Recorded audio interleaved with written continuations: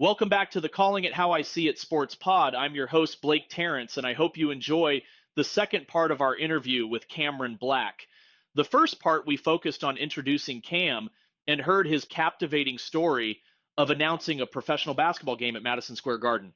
You don't have to listen to that one to understand this one, but I do recommend checking out the episode to hear about his experience. The second part of the episode is a bit more casual, where we talk Kansas City Royals. So folks, enjoy the rest of the episode. Quentin and I recorded a podcast kind of talking about the first few games last week, so we don't want to get too redundant here. Disappointing series against the Yankees for sure. And the offense, we're at the 19 game mark now. After tomorrow's game against the Tigers, we'll be at the 20 game mark, which is kind of the 1/8 mark of the season, if you will. 20 times 8 is 160. So I think it's officially at least fair to start calling out some trends. And, MJ Melendez he hit into a bit of bad luck there at the end. He could have tied the game. Cody Bellinger made a hell of a catch in the right field corner. But overall stats, really for the offense as a whole, though, just not headed in a good direction. Offense has really been the missing ingredient so far. I don't know if we can't really say that's a major shock, but you guys see how much confidence you guys have. And Cam, we'll start with you. Do you? We talked plenty about MJ Melendez in our little group chat this past week. We can talk about him or whoever else. It's kind of starting the same way it did last year. Where they started a bit slow. You can tell the pitching is going to keep a minute, but it's going to be a chronic issue of trying to keep up by trying to score enough runs. Do you see anything that could give you some confidence that we can reverse this trend here?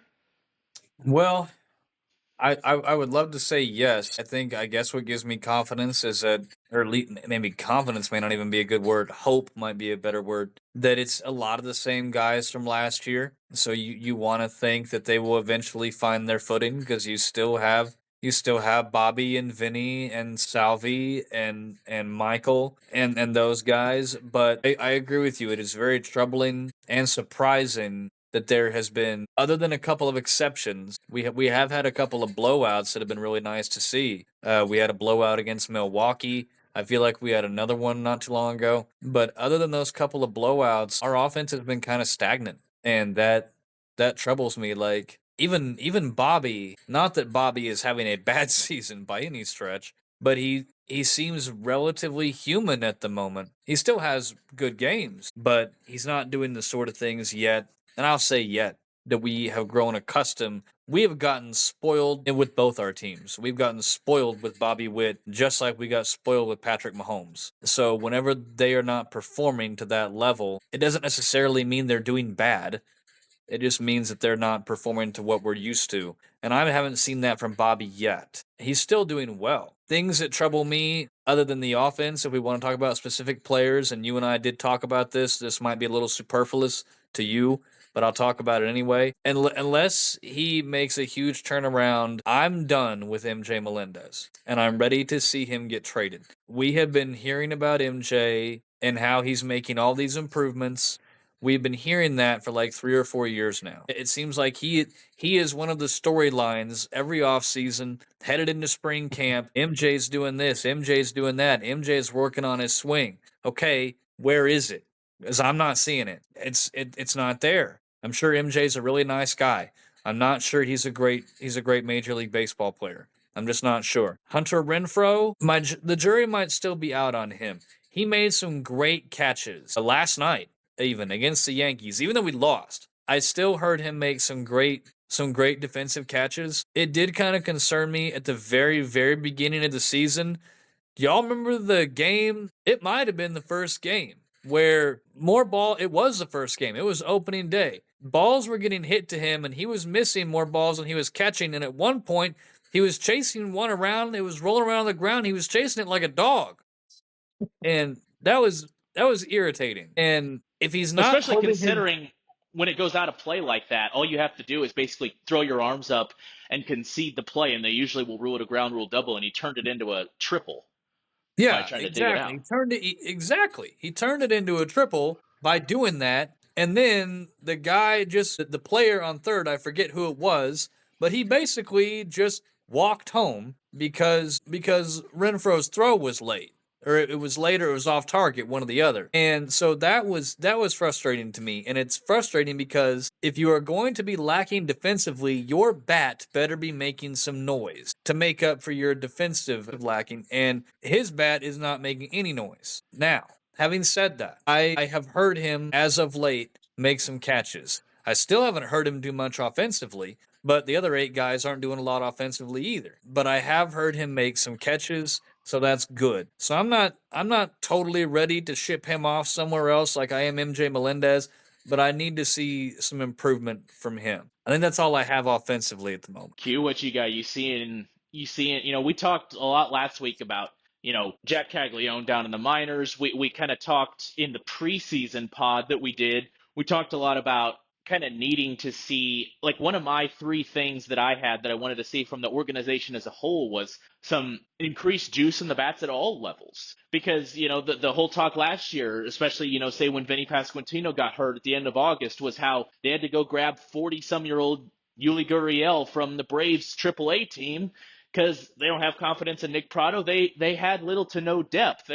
I've got my own opinions on the concept of depth, but at the same time, the way you have that is by, your minor league hitters stepping up and having good seasons down there to be deserving of a call up. And so it seems like it's a bit of an organizational trend right now that's, you kind of see it all culminate at the big leagues. Yeah, no, I agree with most of what you guys have been saying, your diagnosis so far. I think it is important to remember, I always like to stress patience in the first month of the season because we've basically seen, what, 10% of the major league Yeah, season so about an far. eighth. Yeah, 20 out of 160 ish. So. So, I mean, it is a little concerning that nobody seems to be on fire right now. There's Bobby's doing all right by his standards, but nobody else has really come out of the gates on fire to this point. Even Jonathan India's not quite been. He started the season hot.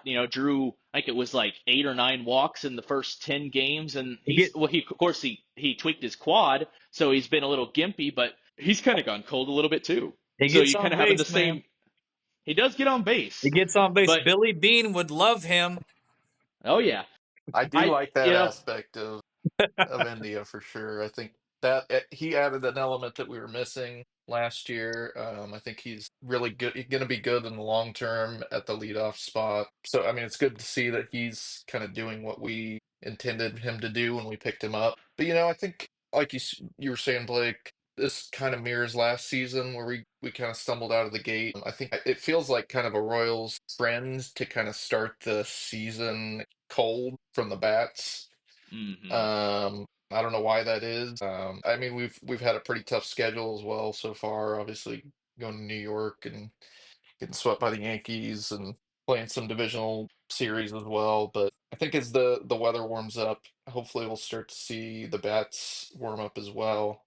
I 100% agree with Cameron though on MJ Melendez. I think it's time to send him. I believe he still has an option, a minor Yeah. league option. He can His try sell and by date is rapidly approaching. he can have his fifth or sixth attempt to rebuild his swing down in the minor leagues. We need some more production from the outfield to be sure. Renfro has given us nothing, so we need some new faces out there. I think Caglione is going to be an interesting storyline this year. He's been absolutely raking in the minors so far. I guess the question is, would he be enough to raise this offense to an acceptable level? I'm not sure. I think is it worth kind of burning some of his service time to try and lift this offense? I don't know that we're there yet. I think we need to see more. But if he continues at the pace he's on right now, I think it'll be hard to keep him down in the minors much longer. Do you guys yeah.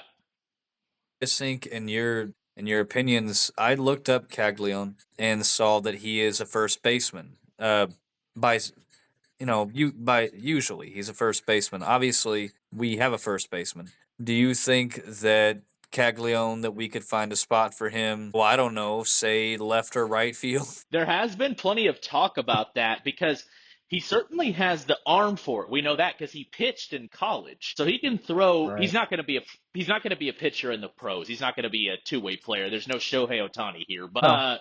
He was a left-handed pitcher in college who kind of threw, he was basically a fastball changeup guy, but he could throw 94, 95. So he certainly got the arm for it. I mean, he is 6'5", 250 pounds. So that scares me. Like, even if he's more athletic than that size might lead you to believe, that does scare me a little bit to have that big a guy who his bat is so important for his future running around the outfield, especially a big outfield like the Royals have. Cam, I'm sure you've heard about that, how how the Royals have one of the biggest outfields. You know, that's why Oh it's a big yeah, outfield, so it's not good for home runs, but it's I actually think really tough to field in. It's good for doubles and triples because there's so much ground to cover for the outfielders. I think you can correct me if I'm wrong, and I very well might be. I think the only deeper outfield than us is Camden Yards. Yeah, well, Camden's kind of a weirdly shaped ballpark too, because they have a very deep left field, but they have a short porch in right, almost like Yankee Stadium. So that's why the Orioles are so loaded up with left-handed power hitters, because they're building their team around their home ballpark. So they've got actually kind of a weirdly shaped one. But yeah, their left field it's basically a Jekyll and Hyde with lefties and righties there. Like lefties get cheap homers, and then righties will have homers that I don't know how much you follow the stat casts, but it'll kind of tell you how the probability, like the ball was hit this hard with this launch angle and balls hit with that, with those stats, the expected batting average is this. You know what I mean? So they'll tell you basically what he should have, what the odds are that he would have a successful play. And you always see right-handed hitters in Baltimore, well, they'll say that ball would have been a home run in 27 ballparks to left field, and it's caught on the track at Camden Yards. So that's an interesting point about Camden. That's kind of plays into why the Royals had so much success there, because the Orioles are loaded up with left-handed power bats, and you had Cole Reagans and Chris Bubich shutting them down last postseason. So, but yeah, I mean, back to the original point, it's a very spacious outfield. They're especially and the thing about the Royals is down the line, the outfield is pretty actually standard. Like there are, shallower and deeper lines. So their outfield lines to the foul poles are pretty average, but their alleys are huge. And so you got to cover a ton of ground in left and right center field. So that's what would give me some concern about moving him to the outfield. Now, but here's the other side of it. And I mean, it's kind of perfect we talk about it now because they just wrapped up a frustrating series with the Yankees. The Yankees have a guy who's even bigger that runs around the outfield out there. So it can be done. That's kind of what gives me pause. But I mean, to your point though, while he's still young and healthy, I don't know if we can worry about that right now. Like, if this team is still hanging around because of their pitching and what Bobby and Vinny and Salvi are able to do, and Caglione's just still on fire in another month or two, I don't know. I guess maybe this is kind of the topic anyway that I wanted to wrap up with. So we'll ask y'all this question, then we'll wrap this up, and I'm sure we'll do this again soon. But let's talk about that. Let's say the Royals are kind of hovering around 500. And Q, you brought up the service time thing. So there's there's a push-pull going on there of you've got Caglione's service time to worry about. Now what's funny is it could actually kind of match up with Bobby Witt Jr.'s contract. But if you remember, I don't know how familiar y'all are with the details of Bobby Witt Jr.'s big contract that he signed a couple years ago, but he's locked up here and then he can't leave through 2030. And then he has his first of the 4 player options that go from 31 through 34. So he's guaranteed to be here through 2030. His contract won't change between now and then. So if we think of that as kind of the window, the next 5-6 years, that's what's kind of funny about it is, especially if Caglione were to make it to the majors this year, he would be on a similar timetable just based on how free agency works. So there's 2 ways you could look at it, and I really don't know which one I'm on yet. My opinion on this is still evolving. You could say, well, let's get Caglione up here if this team this year is able to stay in contention, because then him and Bobby are kind of on the same time frame. They're actually still really pretty close in age. I think Caglione's only about a year younger than Bobby, because if you remember, even though Caglione was drafted 4 years after Bobby, Bobby was drafted out of high school and Caglione was drafted out of college. So they're actually really close in age too. So you got a lot of ways their careers could be lining up if he gets called up this year. But then you could also take it the other way and say, well, if this team's just kind of hovering around 500 and they're kind of average, or especially if they're not contending and you don't have a ton of confidence that, like Quentin said, can he really lift this whole offense up? Then you say, well, our window is always open and for the rest of this decade into 2030 while Bobby Witt Jr. is guaranteed to be here. So I feel like you could take that either way. You could say, let's get him up here ASAP because their career paths will kind of match up. Or you could say, well, the window's always open while Bobby Witt Jr.'s here, not to mention Cole Reagan's and a few other pieces. So what's the rush? So which one do you guys tend to lean toward? Cam, let's start with you. Which narrative do you prefer there? I'd probably have to say I want to see him up here as soon as possible. I'm just really excited about him. I think he's going to be electric. I think that he could very much light a fire in this offense. Because I think there's definitely still some momentum left from what happened last year. Last year was fantastic. We made it to the playoffs for the first time in nearly a decade, and I don't think that momentum has completely left. I really don't. I don't think it's left the Royals or the fan base. That maybe it just needs a little push in that direction, a little spark to reignite it. And I think Caglione could very much be that spark. And I totally agree with you. I think to have not one but two, we'll say potential superstars. We already know Bobby Witt can be a superstar. I think Caglione possibly could be as well. So we could have the potential of having not one but two superstars in the lineup, and I think that could very much ignite something. And if we did go with my silly theory earlier about having him play in the outfield, then I think you would probably see a Melendez or a Hunter Renfroe ending up in a different jersey, which would not bother me any.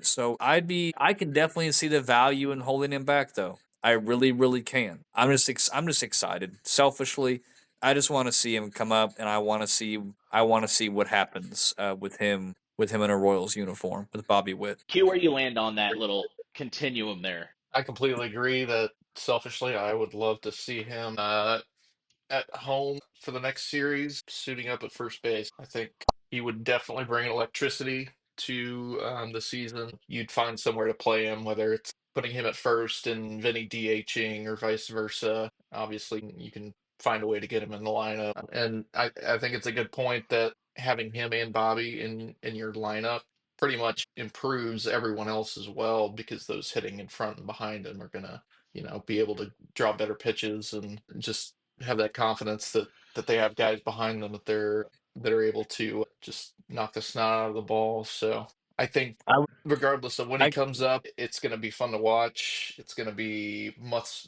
see TV, and adding him to what is essentially the same lineup that we had last year, it can only improve it. And we went to the playoffs. So, and one other factor, I think this is kind of a recent change that if you bring a rookie up kind of early in the season to where it takes up a full year's service time, then you can get a some sort of draft pick in the draft. I think this happened with Bobby after his rookie season. Blake, you probably know more about that than I do, but they at least incentivize a little bit more now, bringing up your young guys earlier. And I think he's more than ready based on what we've seen from him in the minors. That's a great point. I hadn't even thought of that because you're right. They got an extra draft pick in 2023. Now, we will, but we won't talk about what they did with that draft pick. They traded it for Drew Waters, who they kind of have, for some reason, not allowed to get a whole lot of opportunities until they were forced to with the injuries this year. But yeah, they got a draft pick because I believe Bobby finished third maybe in Rookie of the Year voting in 22. I don't remember exactly how that all works. I do know though that they're getting one this upcoming draft in a couple months. They're getting a draft pick after the first round, a supplemental first round pick because Bobby finished second in MVP voting last year too. So that is a great point. Because you get, so the way it works is for rookies, the teams each get one that finish each player that finishes 1, 2, and 3 in the Rookie of the Year. Each of those teams get a pick. I think number 1 is after the first round, or maybe 1 and 2, and then 3 I believe might be after the second. But then also the MVP one's a little more complicated because it has to be in their first 3 years of service time, right? So like the Yankees haven't gotten one for Judge's MVPs because he was past his 3-year service time point. But because last year was Bobby's third year in the majors and he finished second in the MVP. So you got to be in your first 3 years and you got to finish top 3 in MVP voting. Well, it was his third year and he finished second.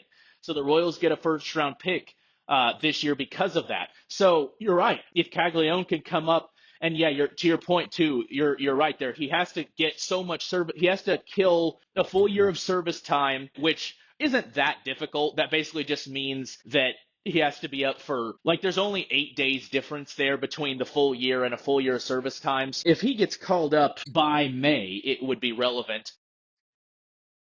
Regardless of when he comes up, yeah, if he finishes in the top three of rookie of the year voting, they get a draft pick of some sort. So there are those factors to consider too. Go ahead, Cam. I hear you're trying to chime in there. Oh, I was only gonna say I think that I bet if he came up, we would see him possibly hit right there that number 5 hole.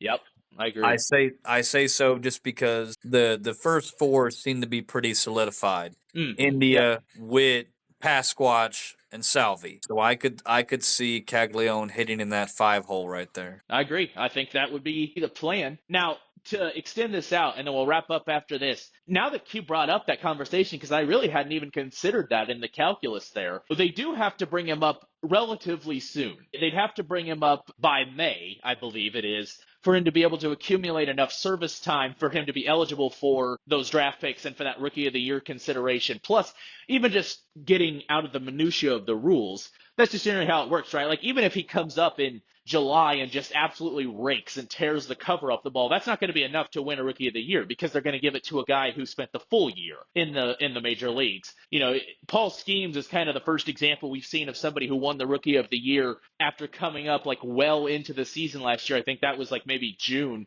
But I mean, it's got to be an otherworldly performance. I mean, Paul Skeens finished in the top three of the Cy Young voting as a rookie who didn't have a full season in the National League last year. So that's how good you have to be to get rookie of the year. So now let me ask you guys this. That was, I've got the calculus of, the window is either always open while Bobby's here, or let's make their career paths match up. Let's take advantage of the momentum, like Cam said, that they're coming off of after the good year last year. Well, let's add that to the calculus real quick. Let's say, he started off really hot. We know he had a great spring. But let's say he has. I don't have the box scores in front of me. I can't really use my phone while we record. But I looked at some stats a couple of days ago. His stats overall are still very good. Let's be clear about that. But he had a crazy first week where I think he hit like 4 homers his first week of the minor league season. And since then it's kind of leveled off. It hasn't been bad, but it's coming back down to earth a little bit.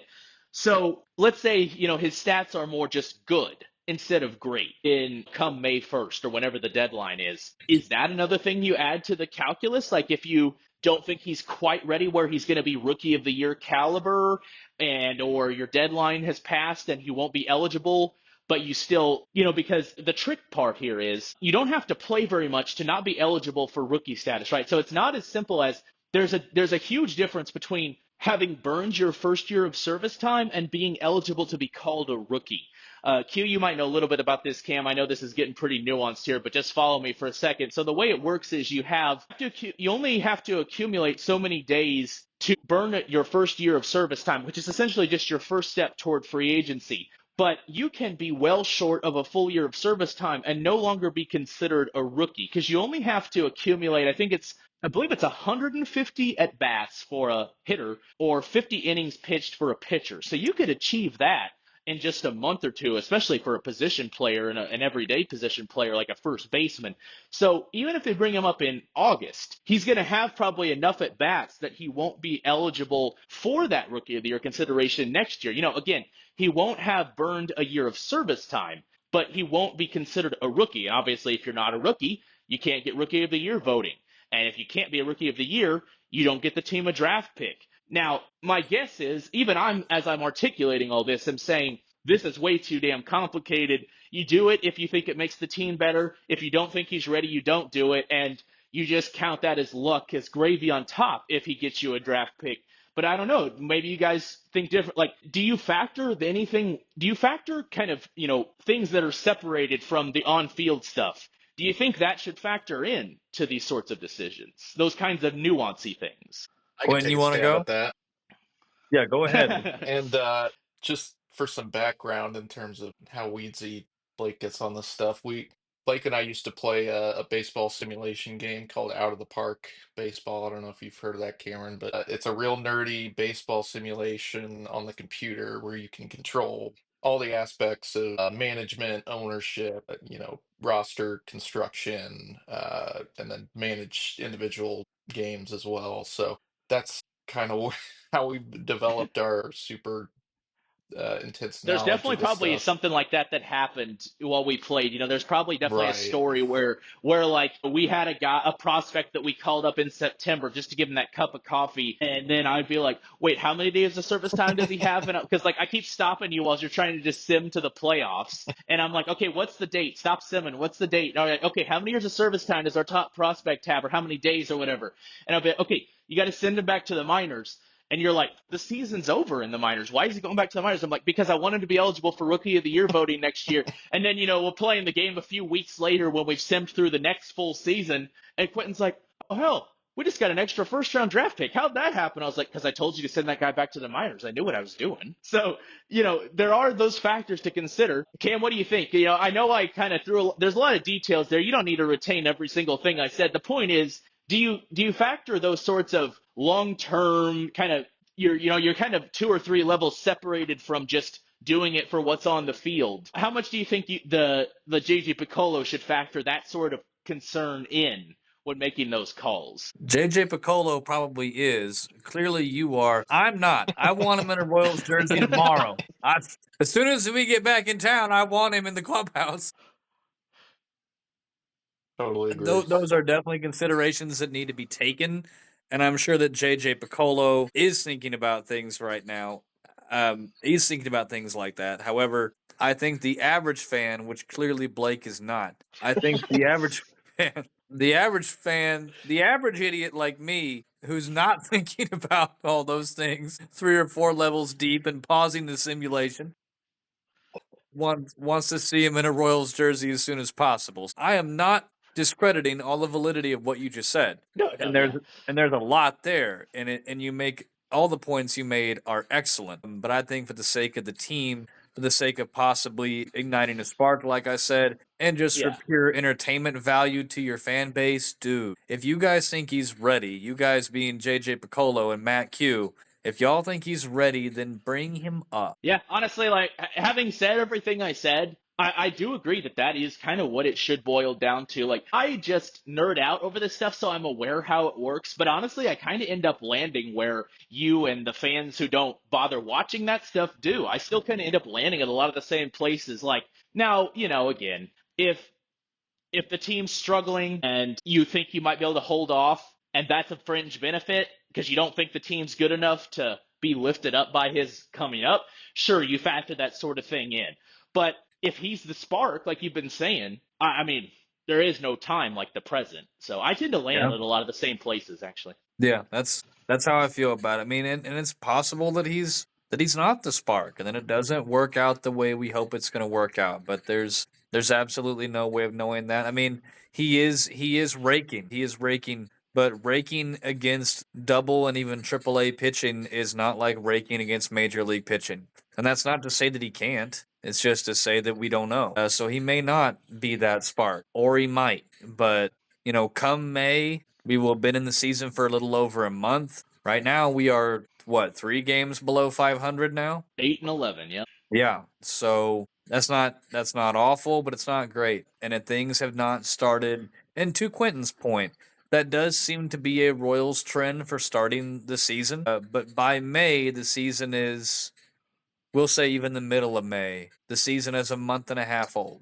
So I'm going to need to see a trend in the right direction, or I'm going to need to see Caglione in the name of a powder blue jersey.